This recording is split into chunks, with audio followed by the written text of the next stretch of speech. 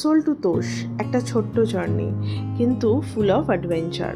আজকের ভিডিওতে আমি তোমাদের সাথে শেয়ার করব আমার কাসোল থেকে তোষ যাওয়ার গল্প। কাসোল ছেড়ে যাওয়ার সাথে সাথেই হিমাচলের নেচার যেন আস্তে আস্তে নিজের ম্যাজিক দেখাতে শুরু করে। পাহাড়, পাইন গাছ আর নিচ দিয়ে বয়ে যাওয়া পার্বতী নদী সব মিলিয়ে একটা সিনেম্যাটিক ভিউ।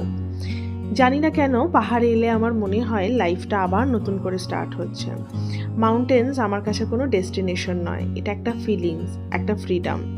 যাই হোক, কাসোল থেকে তোষ যাওয়ার রাস্তাটা কিন্তু খুব একটা স্মুথ ছিল না।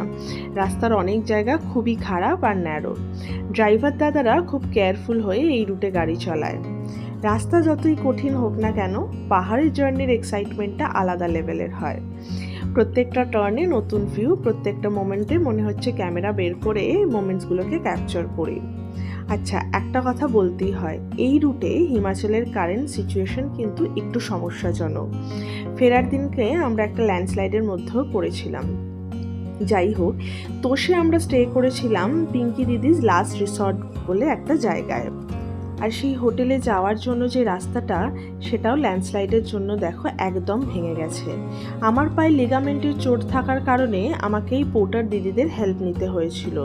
তোমাদের কাছে লাগেজ বেশি থাকলে এই পোর্টার দিদিরা সেফলি তোমাদেরকে হোটেল অবধি লাগেজ সমেত পৌঁছে দেবে।